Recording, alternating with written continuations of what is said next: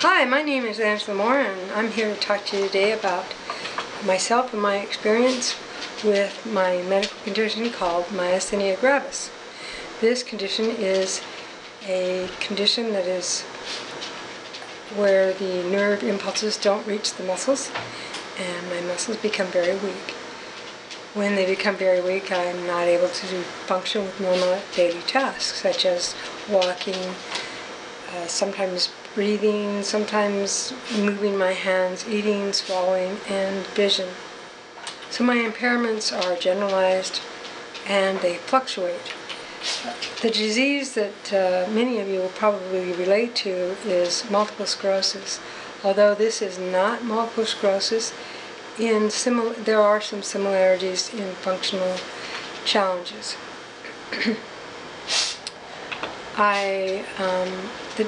I use a range of assistive devices, and I started using them in 1994 and 95 was when I first came down with this condition. My first assistive device was similar to a ventilator. It was called a turtle shell, and it kind of just, in the olden days, it would be considered an iron lung device. I don't know if you young folks will know what that is, but in the early 40s and 50s, they had iron lungs for people who had polio. The turtle shell would be put on my chest, and it actually would do the breathing for me. It would do the muscle side of the breathing. Very similar to having a ventilator, but I wasn't intubated. Intubation is when they put something down your throat. With the turtle shell, they didn't have to do that. Very similar to what you guys might relate to, or probably have heard of, is CPAP or BiPAP machines, which are popular right now in the media. They help people with sleep disorders. So that was my first experience with an assistive device. That was, the turtle shell was really quite helpful in helping me to be able to breathe, and it was not just life-saving but comforting.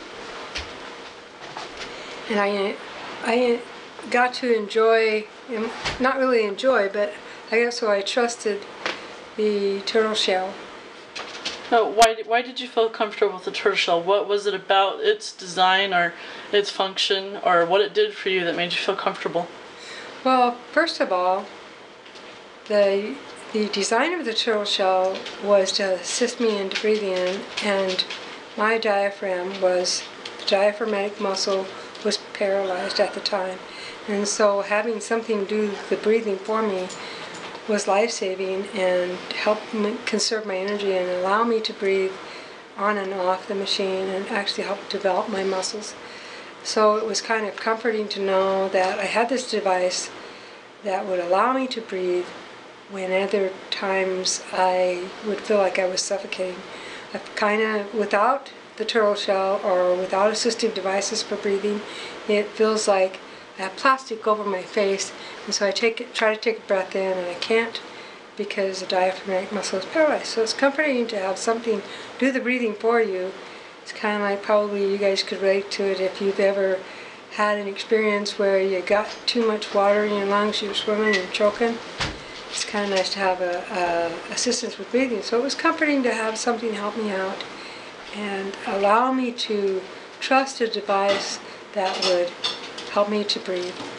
It was also not terribly uncomfortable, so that it was fit against my body correctly, so that I didn't feel like I was getting any sores or discomfort.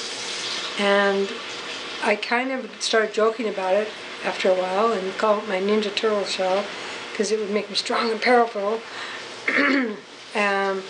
Because if I used it correctly, it would restore energy and allow me to not only breathe but on the machine, but allow me to have enough energy to breathe off the machine.